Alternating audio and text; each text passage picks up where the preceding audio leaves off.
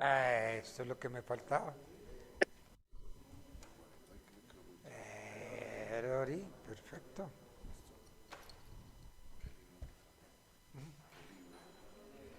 Tengo que buscarme un librito bueno. Bueno, bueno, bien.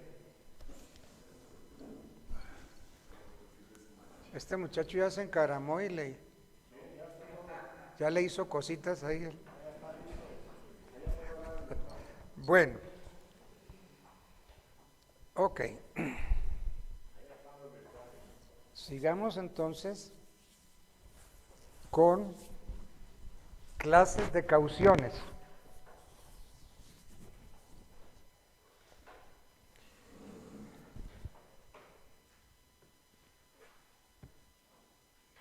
La mejor de las cauciones es en dinero, porque, Doctora Llama,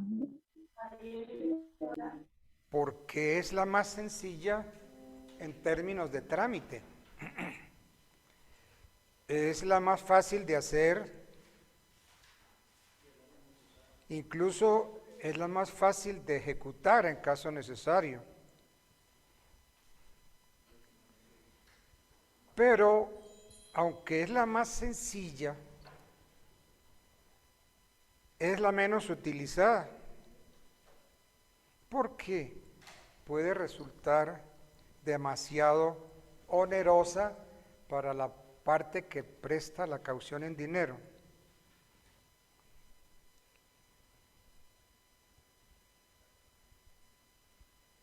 Bueno, caución en dinero. Otro tipo de caución se va a llamar caución real.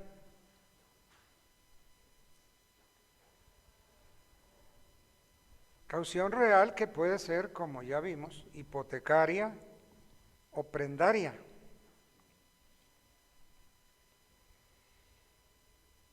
¿En qué consiste esta caución real?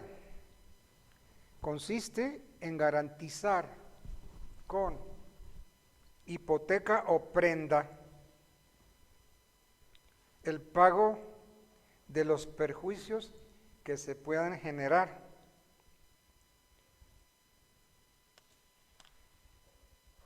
Hipoteca o prenda. La caución se constituye a órdenes del juzgado, pero es de muy escasa utilización por lo costosa y por los trámites que hay que hacer. Caución real. Viene otro tipo de caución, son las cauciones bancarias o las cauciones de instituciones de crédito.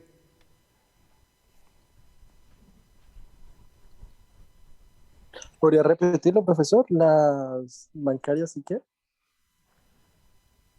Esta última, caución bancaria o instituciones de crédito. Este tipo de caución de garantía se constituye para responder, esta garantía bancaria o instituciones de crédito se constituye para responder hasta por una determinada cantidad de dinero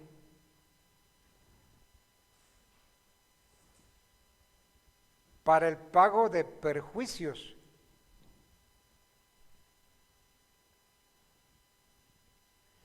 Se trata de, pues yo diría que es un servicio que prestan las entidades bancarias y financieras, pero se las prestan a sus mejores clientes, porque uno va y no le dan una garantía de esa, en cambio un cliente bueno del banco sí le dan inmediatamente una garantía. Entonces,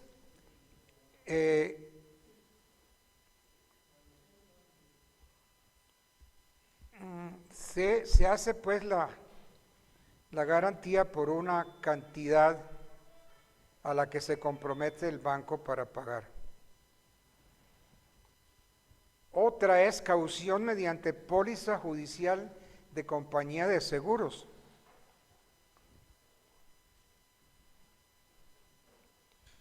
Caución mediante póliza judicial de compañía de seguros.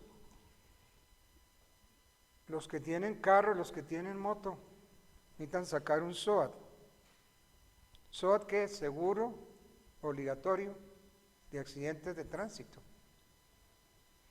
Entonces, la caución mediante póliza judicial de compañía de seguros es la más utilizada porque esa es la más ágil y la de más bajo costo.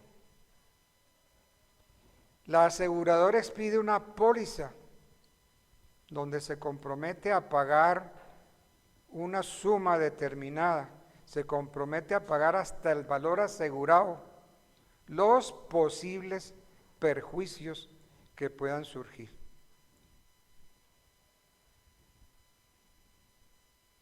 Bueno, y uno tiene que llevar entre el carro, entre la moto, tiene que llevar, aparte de su tarjeta de propiedad y todo, tiene que llevar el seguro obligatorio, ¿no? Porque si no, comparendo, sí señor. Bueno, medidas cautelares en procesos ejecutivos.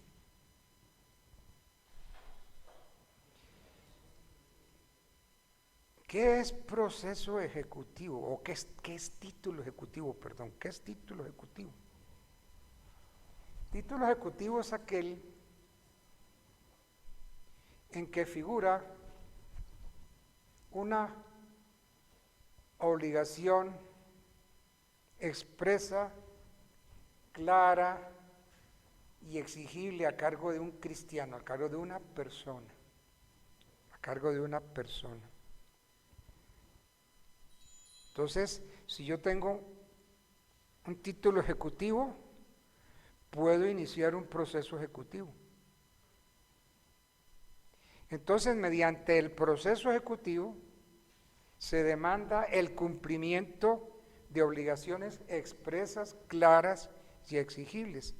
Mediante el proceso ejecutivo se demandan obligaciones que consten en títulos ejecutivos, o sea, títulos que emanan del deudor, que contienen una obligación expresa, clara y que es exigible.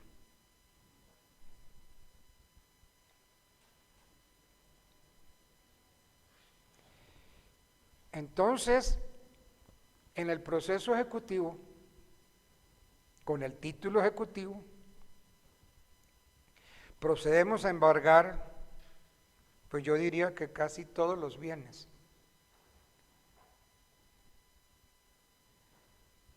Procedemos a embargar bienes sujetos a registro, ¿como cuáles? Como los inmuebles, como los vehículos, como las naves, aeronaves. Entonces, en el proceso ejecutivo, con el título ejecutivo, podemos embargar bienes, inmuebles, vehículos, naves, aeronaves. Podemos embargar derechos sobre cosechas o mejoras.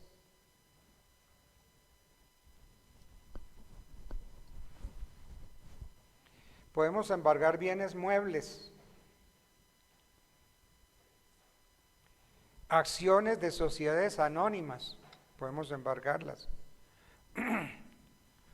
cuotas sociales, bonos, títulos, valores, dividendos, utilidades,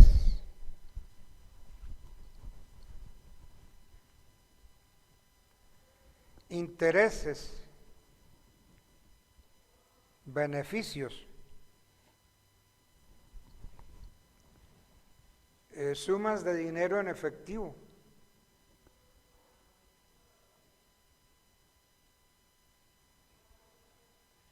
salarios con las restricciones legales,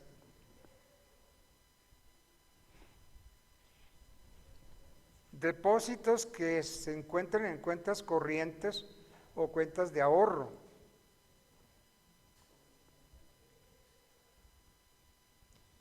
Si el demandado tiene una cuenta de ahorro, pues se la puedo embargar perfectamente. Entonces, o en cuenta corriente, lo que tenga en cuenta corriente o una cuenta de ahorro se lo puedo embargar. Eso es lo que se llaman pues las cuentas bancarias, ¿no? Cuenta corriente, cuentas de ahorro. Bien. Así como hay bienes embargables, hay unos bienes que son inembargables. Entre esos anótese ahí su cama. La cama donde usted duerme no se puede embargar. No se la puede embargar nadie, esa es suya. Es un bien inembargable. Pero hablemos de otro tipo de bienes que son inembargables, los de uso público.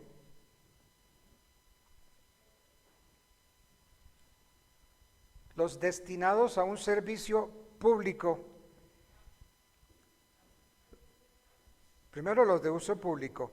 Los destinados a un servicio público prestado directamente por un departamento,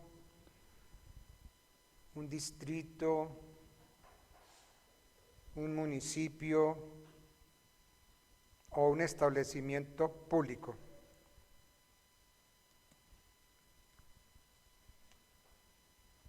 Pero resulta que sí es embargable hasta la tercera parte de los ingresos del respectivo servicio.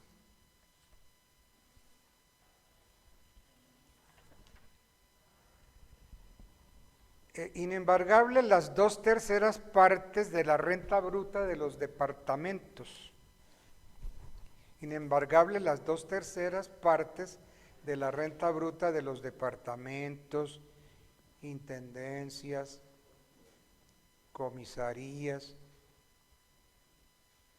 Las 2/3 partes de la renta bruta de los departamentos, intendencias, comisarías, distritos especiales como el de Bogotá, por ejemplo, y los municipios. En algunos países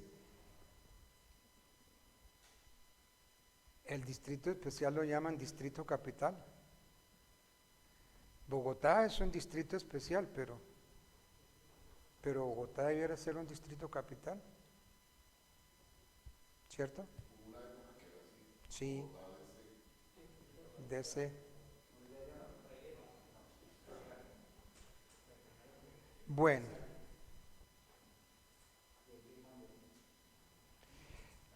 bien, las sumas de dinero que se hayan anticipado, el anticipo, las sumas de dinero que se hayan anticipado para la construcción de obras públicas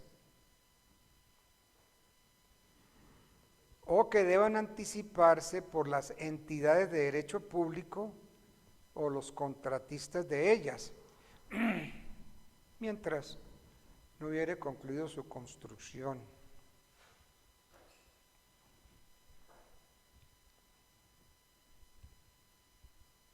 Los salarios y las prestaciones sociales de los trabajadores oficiales,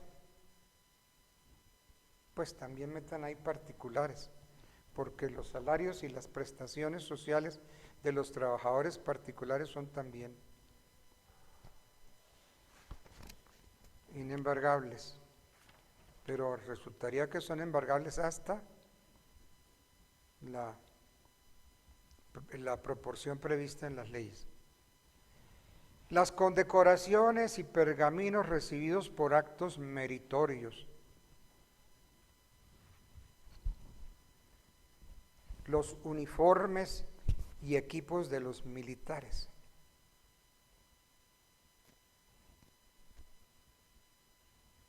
De modo que si yo soy un militar retirado y a mí me entregaron para graduarme una espada, las espadas son costosísimas, valiosísimas, y resulta que el acreedor viene a mi casa y me va a embargar la espada que a mí me dieron cuando ascendí, yo tengo que decirle, mire, los uniformes y equipos. Ah, que es que la espada no es equipo de los militares. Resulta que sí, que a mí me lo dieron, me lo entregaron como equipo. Claro, entonces cuando yo recibí mi grado, me entregaron la espada.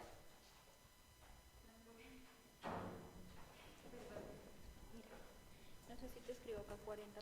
Por favor, mi amor, sí, para saber, ¿no? Buenos días, su merced. Este me va a matar a mí un día de estos. Es que si toca estarle diciendo todo lo que hay que hacer, mire, póngale ahí 40%. Ah, Es que es el consentido del profe. sí, ese es el mimao. Él es el mima. Bueno, Listo, profe. Te lo dejo.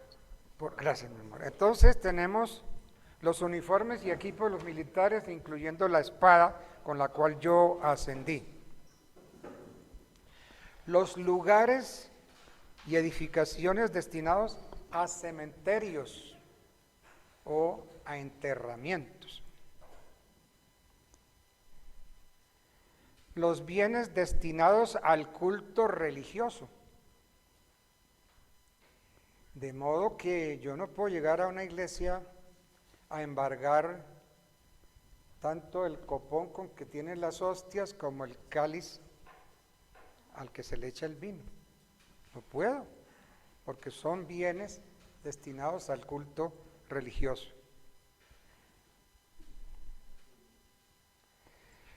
Los utensilios de cocina, los muebles de alcoba que existan en la casa de habitación contra quien se decretó el secuestro.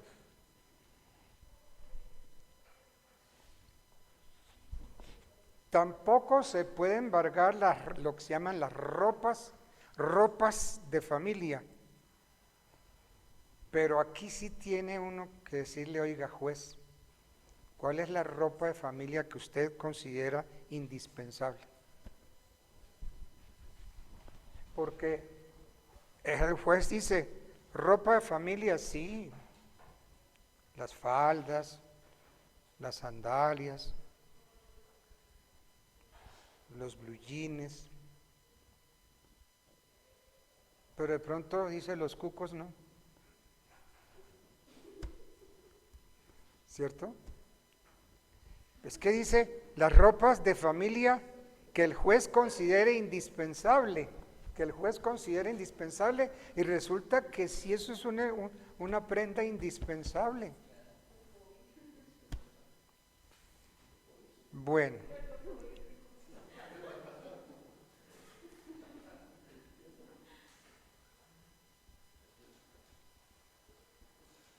Los utensilios, enseres e instrumentos necesarios para el trabajo individual de la persona contra quien se dirigió la medida de embargo. Los artículos alimenticios y el combustible que el demandado tiene para su sostenimiento.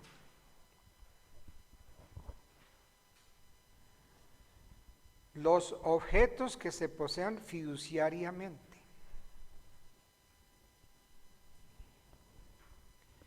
Los derechos personalísimos e intransferibles. ¿Cuáles son esos derechos personalísimos? ¿Se acuerdan ustedes?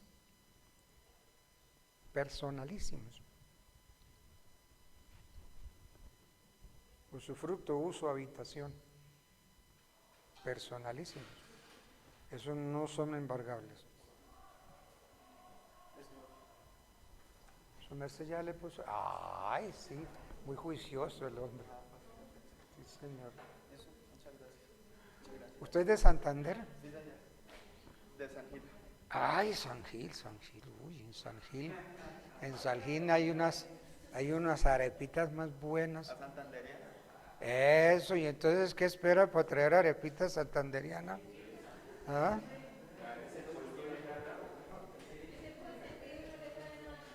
No trae nada, ¿cierto? Tiene restaurante, Doc, y todo. Si él puede, sí también, entonces le cambiamos la medida, que no nos traiga arepitas, pero que nos invite a... Sí, bueno. No obstante, esa enumeración que hemos dado, existen otros bienes que tienen carácter de inembargables. Por ejemplo, el salario mínimo legal o convencional. De acuerdo con el artículo 3 de la Ley 11 del año 1984, y también metan el artículo 4 de la misma ley. A todos los artículos 3 y 4 de la Ley 11 de 1984. Estableció que el excedente del salario mínimo mensual solo es embargable en una quinta parte. Entonces embarguémosle el sueldo, sí, la quinta parte. Las prestaciones sociales. Las prestaciones sociales, cualquiera que sea su cuantía.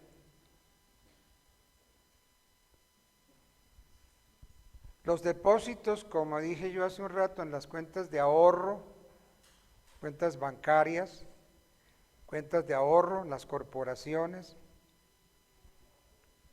etcétera.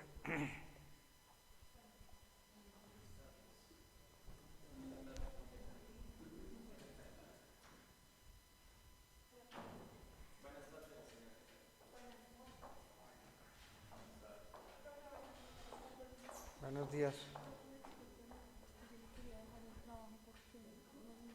En mi trabajo no me dieron permiso para quedarme. Pues yo estoy viendo la clase virtual. ¿Eso es tu trabajo, no? Sí, señor. Sí, pues póngale aquí 40%. ¿Aquí estás tú? Sí, señor. ¿Dónde estás?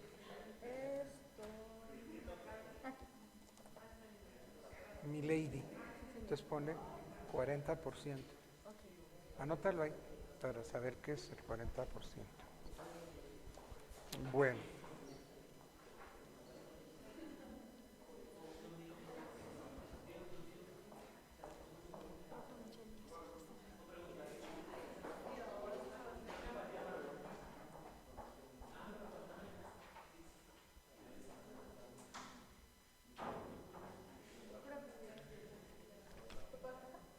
Sí, amor, gracias.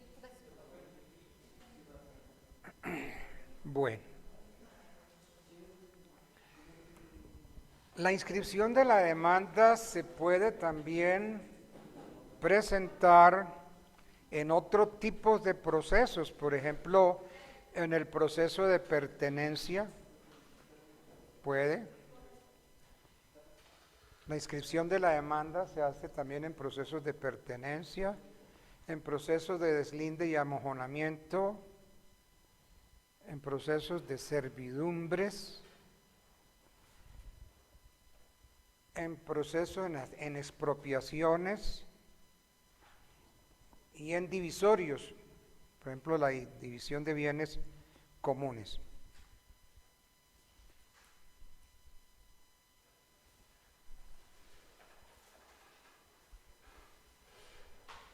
Bueno.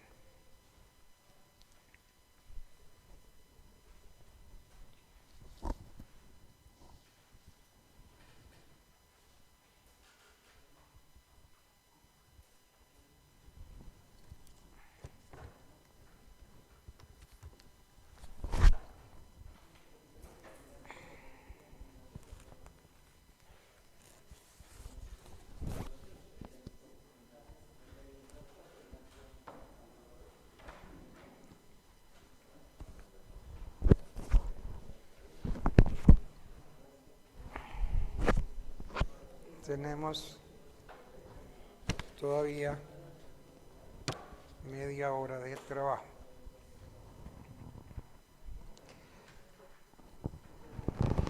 Yo quiero que nos metamos, como hemos estado viendo que muchas cosas se hacen ante el notario y que el notario cada día lo convierte más en juez. Todos los días el notario es más juez que notario. Entonces, metámonos en la naturaleza de la función notarial. Señor.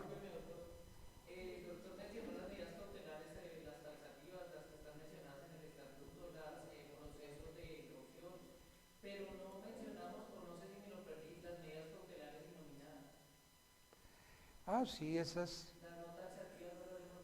una medida, esa sí se llama innominada, ¿no? Es una medida cautelar muy especial que trajo el nuevo código. Innominadas.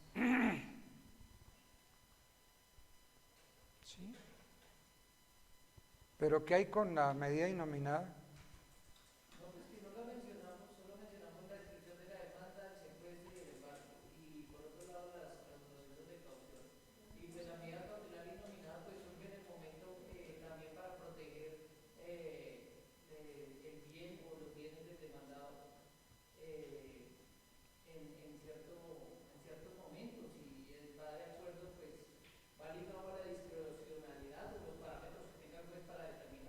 Cierto.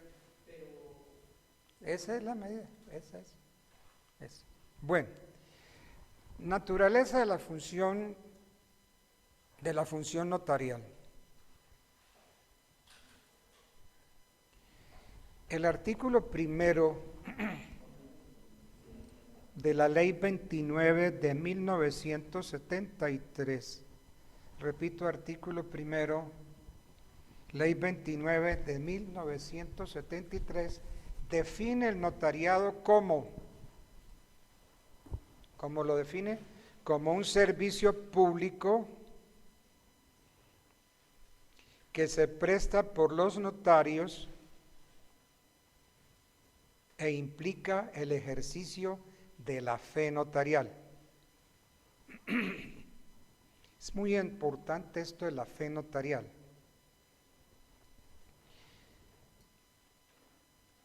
La fe notarial, que también se conoce como fe pública,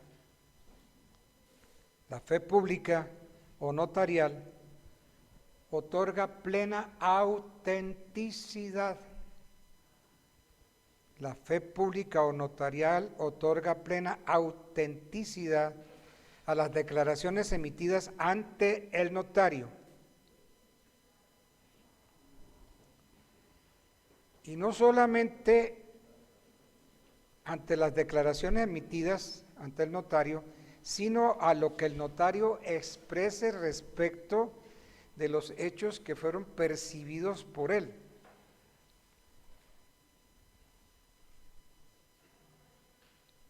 Y entonces,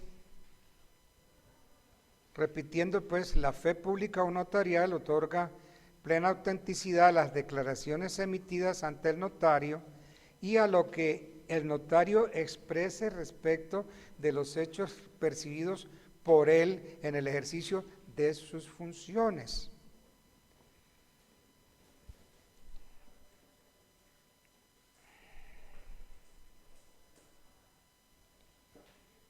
Y entonces, ¿qué podemos decir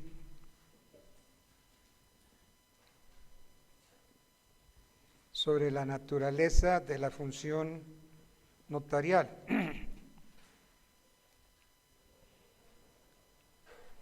Para hablar de la naturaleza, pues mejor decimos quién es el notario. Entonces, ¿el notario quién es? Un profesional, pero profesional del derecho. Para ser notario se necesita ser abogado titulado.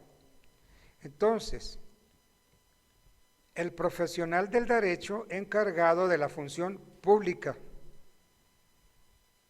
El notario, entonces, el profesional del derecho encargado de la función pública, consistente en recibir interpretar, dar forma legal a la voluntad de las partes,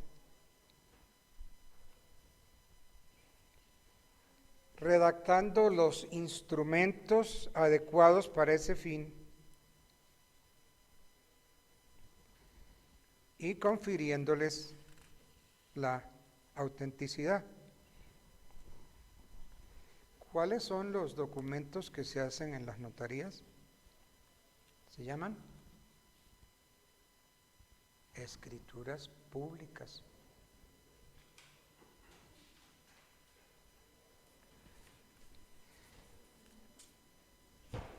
Y entonces cuando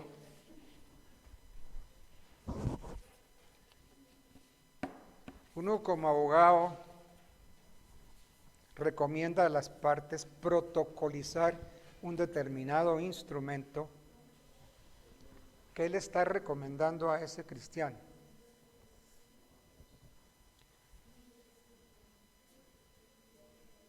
Mire, ustedes llegaron aquí a un arreglo, un convenio.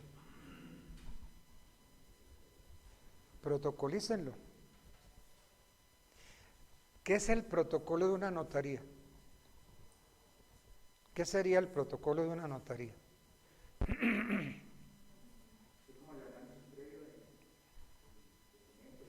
No. Grábense esta palabrita, memoria. Cuando usted dice, hay que protocolizar este documento, está diciendo, hay que guardarlo en la memoria de la notaría. Entonces uno les dice a los clientes, protocolicen ese contrato, protocolicen ese acuerdo. Es decir, métanlo en la memoria de una notaría. Y en la memoria de la notaría se guardan son las escrituras públicas. Porque antes era, y se lleva a la oficina de registro, entonces la oficina de registro de instrumentos públicos y privados ya no. Lo que se llevan son las escrituras.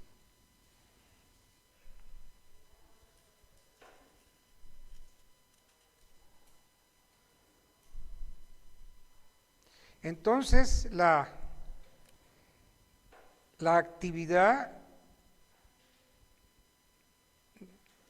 del notariado es un servicio público que implica el ejercicio de la fe notarial. Y repitiendo, la fe pública o notarial otorga plena autenticidad a las declaraciones emitidas ante el notario y a los hechos percibidos por el notario. Entonces, la actividad notarial es un servicio público confiado. Déjenme ver si yo traje.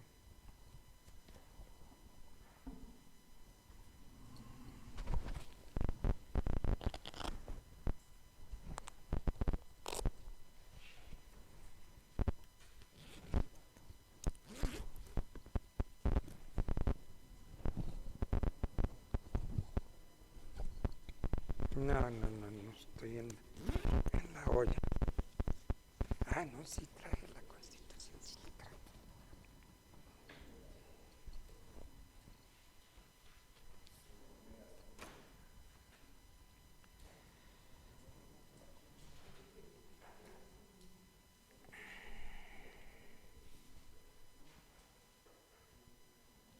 Entonces, la actividad notarial, repitiendo, es un servicio público confiado de manera permanente a particulares, enmarcada dentro de la llamada descentralización por colaboración, regulada en el artículo 193 de la Constitución.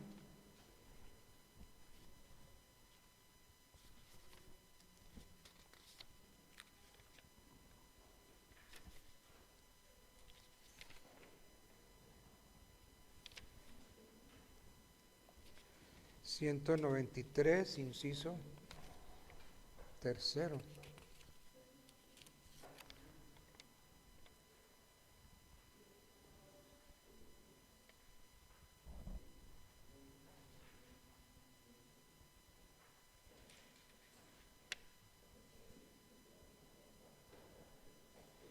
$209 más bien.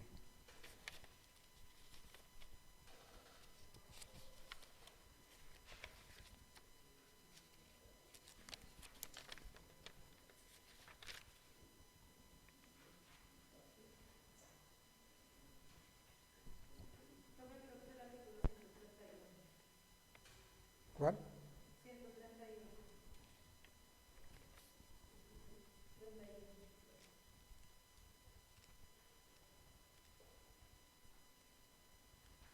131.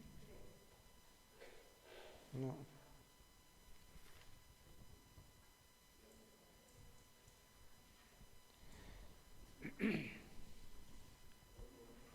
Bueno, 131 dice, complete a la ley la reglamentación del servicio público que prestan los notarios y registradores, la definición del régimen laboral para sus empleados y lo relativo a los aportes como tributación especial de las notarías con destino a la administración de justicia. El nombramiento de los notarios en propiedad se hará mediante concurso. Corresponde al gobierno la creación, supresión y fusión de los círculos de notariado y registro y la determinación del número de notarios y oficinas de registro. Entonces la actividad del notario no solamente es un servicio, sino una función pública.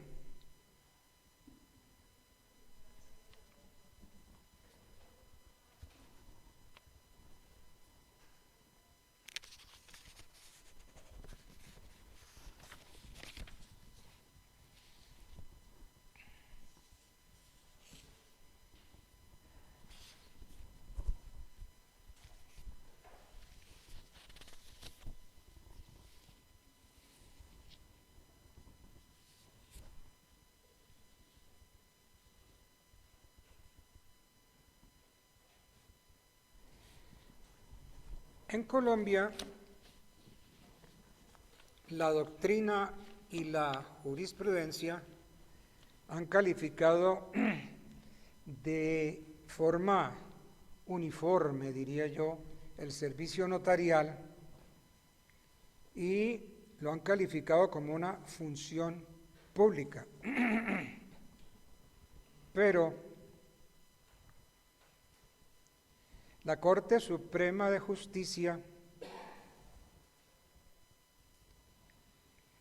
señaló que la función fedante, o sea, la función del notario, era pública, sino que los notarios además son funcionarios públicos. Entonces no hay nada que hacer, los notarios son funcionarios públicos.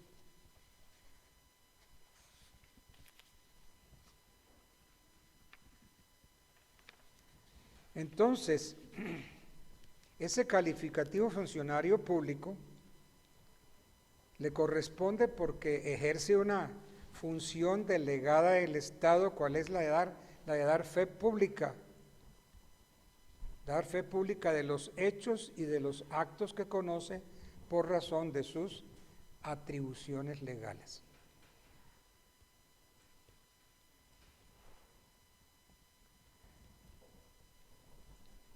Hablando de homologación, fíjense que esto viene desde la época de Roma y de la época de Jesús. ¿Quién fue el autor de las palabras "lo escrito, escrito está"? ¡Ey, qué tipo tan inteligente! Échele agüita porque se le están recalentando las neuronas. Poncio Pilatos. ¿Y por qué dijo Poncio Pilatos? Lo escrito está. Resulta que todo condenado a muerte, y especialmente los que eran condenados a morir en cruz, tenían que tener en una síntesis el delito cometido. Y entonces Poncio Pilatos dijo, pues, el delito por el cual ustedes, Sanedrín, la Corte Suprema de los Judíos, quiere matarlos porque declaró ser ante ustedes rey de los judíos. Entonces él puso arriba la tabletica INRI.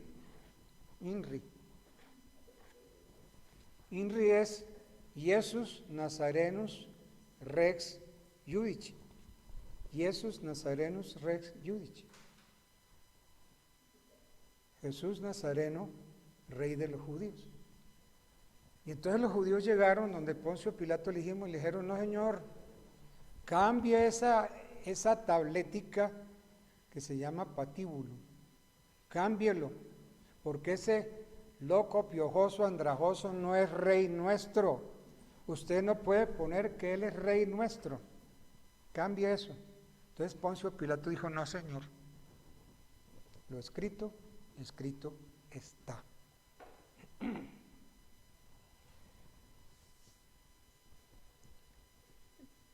¿Por qué los judíos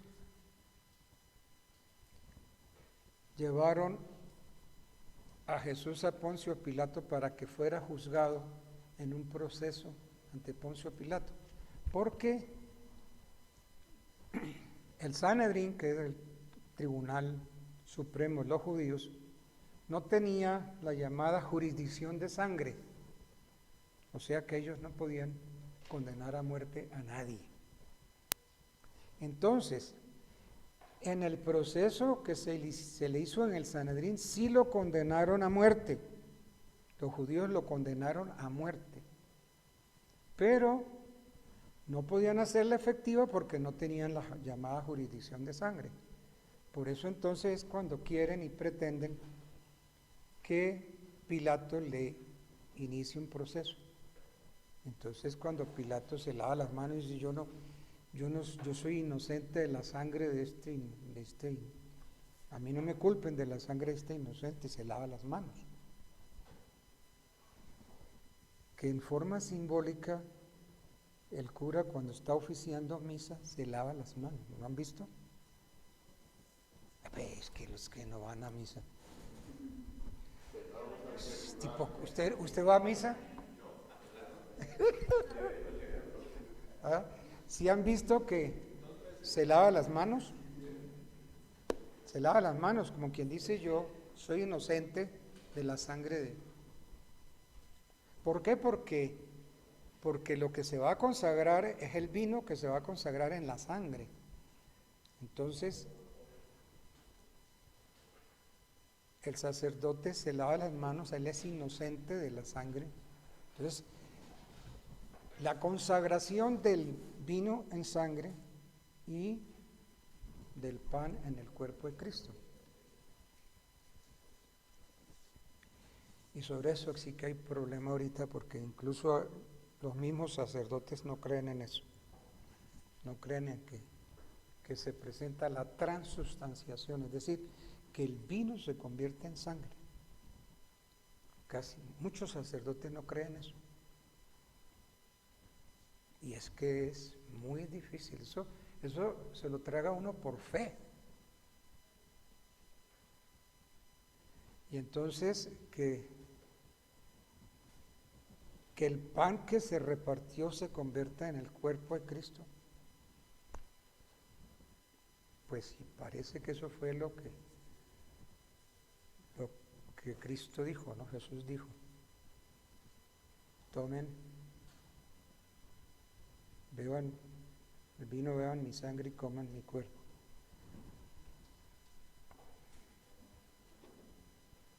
hay unas críticas terribles. Entonces, somos antropófagos porque nos tomamos la sangre de Cristo y nos comemos el cuerpo de Cristo.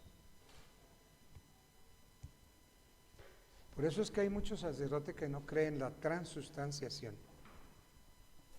Bueno.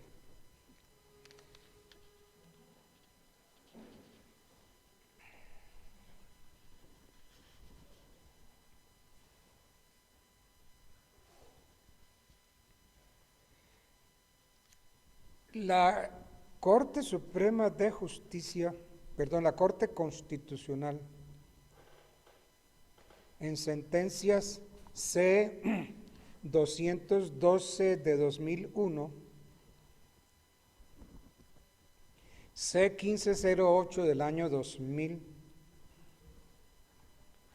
y C-574 del año 2003, hace una caracterización de la actividad notarial. Entonces dice, la actividad notarial es un servicio público. Es de carácter testimonial.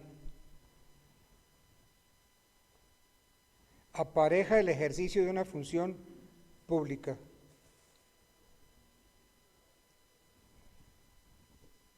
Está a cargo normalmente de los particulares en desarrollo del principio sostenido en la Constitución, en desarrollo del principio de descentralización por colaboración. Y a esa actividad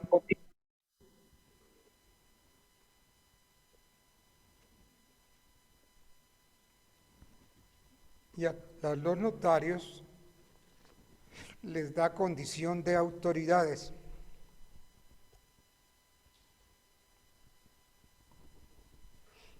Bueno.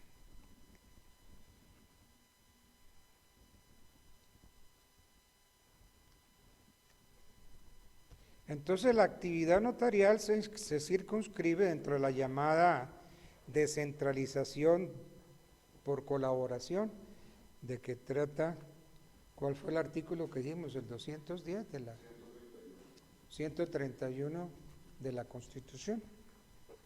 Bueno, yo creo entonces que podemos, son ya las 10. Profesor, muy buenos días. Buenos días. ¿Cómo está, profesor? Le habla Ivonne Spinelli. Perdón, no le oí bien, ¿qué dijo? ¿Qué dijo? Sí, Ivonne, la oigo.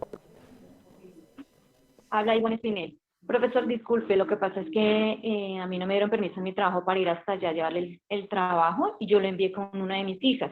Pero ella está pronta a llegar porque es que hay mucho tráfico. No sé si usted, dónde lo puede ubicar, más tardecito o enseguida cuando ella llegue, si usted es tan amable.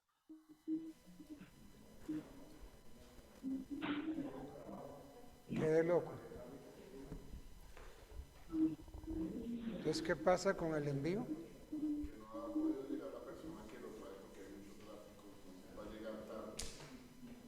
Pues no sé, ¿qué hacemos con ese problema?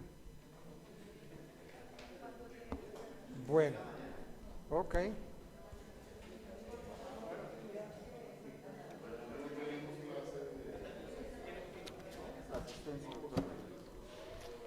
Hasta la asistencia de hoy. Muchas gracias. Muchas gracias.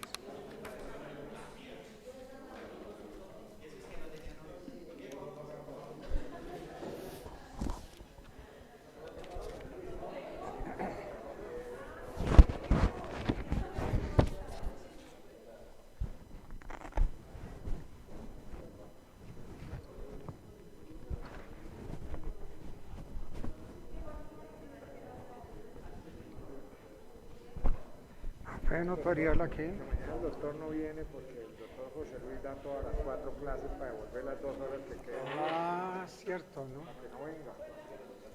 Ah, Porque mañana nos toca a las 4. Él no habló con usted, el profe de probatorio, José Luis. sí está bien, entonces no, yo no vengo. Entonces ustedes sí. Mañana ¿Y ya todo el curso sabe eso? Ah, bueno, ok, entonces, gracias por acordarme, Marquitos. Entonces quiere decir que yo no...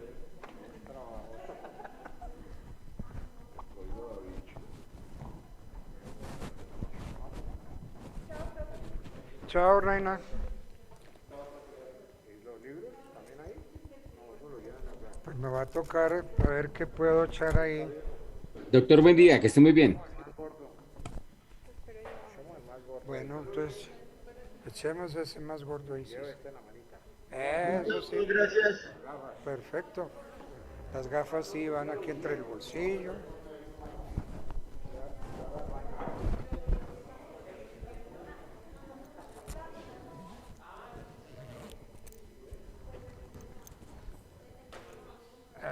Erori.